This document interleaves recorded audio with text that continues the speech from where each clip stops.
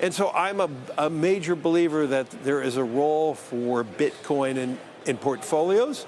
I believe you're going to see that as one of the asset classes that we all look at.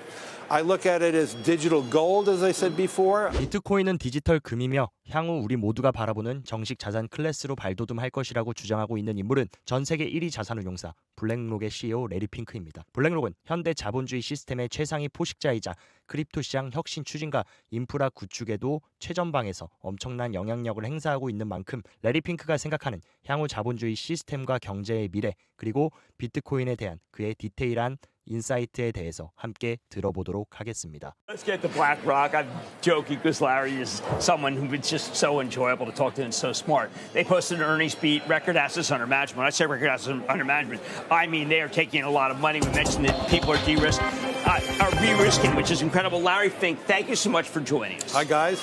I felt that of your quarters, this is the one I felt most optimistic and lifting because it's very clear you favor growth. It's very clear that the acquisition, by the way, which I wish you would let individuals in, Global Industrial Park. I tried to get into it, and they said no, and I didn't want to call you and say I went in. But you are someone who I believe that growth could get us out of this jam in this country. Well, growth is probably the most important component for all countries in the world today. I spoke at the G7 recently. I did an editorial.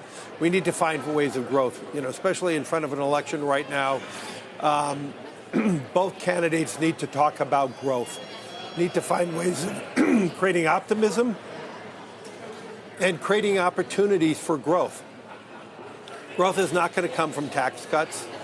That's too short term. Growth is not going to come from tax increases. We need to be building America. We need to be reducing the extensive process of permitting. We have an infrastructure boom that is necessary, whether it is for digitization, decarbonization. We are blessed by having energy efficiency here in this country, and we can do so much as a country right now, but we're inhibited by our controls.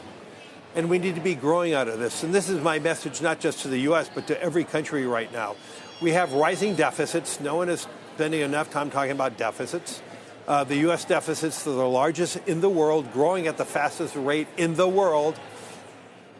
And we need to be finding ways of minimizing the role of the deficits on the economy, on interest rates, on inflation. And so we need to grow. And if we can't grow out of this, these deficits are going to be becoming a big burden. And we're going to be really putting on the backs of our children, our grandchildren, a real burden of these massive, massive spends that we can't afford. I think it's important to point out you did not say one candidate is more pro-spend than another. It's all pro-spend. Right.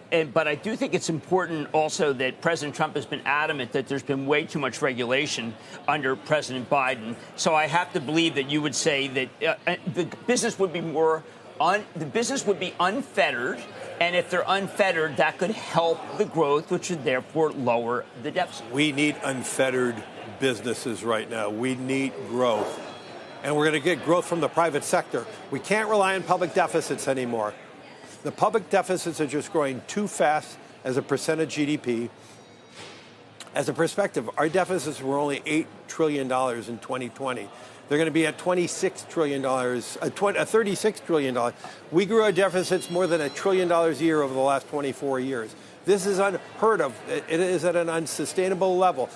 Yet we have the most dynamic capitalistic system in the world. We have great companies. We have great ingenuity, great technology. Let it unbound, let it go, create great jobs, create opportunities, and we'll have a rising equity market that will really fuel this opportunity. Is that a playbook that you think a President Trump would deliver? And what are your thoughts about what happened over the weekend? I believe both political candidates need to be playing that playbook. So let's start there. And what happened this weekend is a tragedy. It is a statement of America today, though. We need to create hope. All of us have a responsibility. Every political candidate, every leader, every pastor, minister, rabbi, we all have a responsibility of bringing our community together to bring hope. And that's what we are here for, to bring hope, to provide a better future. You came on a couple of quarters ago, and we talked about how American policy gets processed versus, say, Europe's. And your point then was, yeah, our conversations are often loud and messy, but we do it. We get it done. Absolutely. Is this weekend a threat to that? No, by no means. This week is a look at it. This weekend is a wake-up call to the rising hatred. At the same time, it's a wake-up call that we must change, and I think that wake-up call allows us to change. We need a fair and just system. So let's be clear. We need to have ways of having conversations about opportunity. There's too much conversation about the negatives. We need to have conversations about the opportunity and the positives. And we need to inform more people that there's real opportunity ahead. But we need to be helping people who are struggling in this path. But I travel the world. I've traveled the world the last few months. There is no more opportunity here in the United States than any other place in the world. And I say that with pride, and I say that with a sheer strength in my conviction that we are a place of growth. And I believe that is going to be the opportunity for companies like BlackRock to show that and to prove that and to provide that. You know, we announced LifePath Paycheck to give more hope for retirement. We're about to close our GIP transaction right now, and so we believe the opportunity for infrastructure investing to invest to create new job, better job, bigger job. We have that opportunity. At BlackRock, we had an amazing quarter where we had the biggest quarter in our history of $150 billion of flows in ETFs. No other quarter ever, $150 billion of flows. And so we're in a position now of having these conversations, whether it's the conversations that we're having related to ETFs or what we're having through infrastructure or in Rick Reader's funds or what we're doing in AI and investing in our quantitative systematic equity teams. We've had great performance. The last quarter we had 12% revenue, 12% operating income growth. We had 160 basis points in margin increase, which tells you we have $2 trillion more in assets today than we did a year ago, and the same amount of employees. Okay, $2 trillion more in assets, the same amount of employees. That is technology at work. I know you have been a leader in willing to embrace crypto. You have made it so that people can be in Bitcoin. We hear that you are thinking about Ethereum. These are incredible things. Now, BlackRock is not known as a gunslinger by any means, so you obviously must believe that this may be as an alternative. Is this an alternative in order to be able, because of a deficit, maybe something long-term people should have? Absolutely.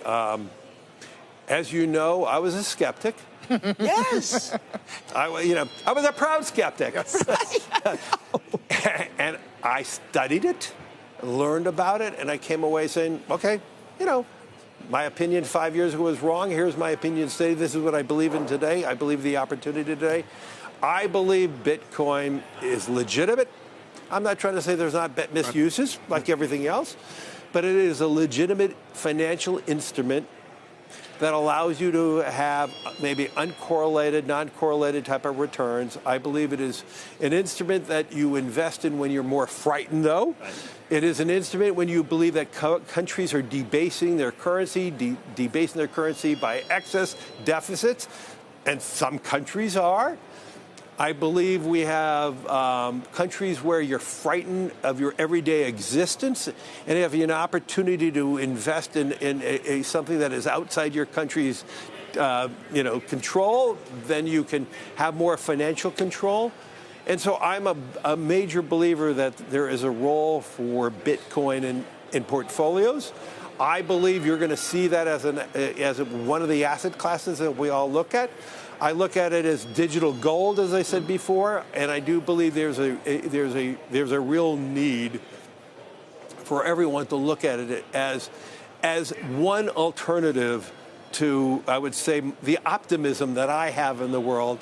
If you want to hedge hope, Bitcoin is not an instrument for hope unless you're hopeful you're going to make a lot of money on it.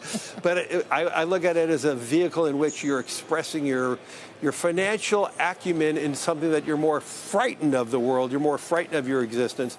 And I believe there's a great industrial use for it. And I think a lot of people are missing that.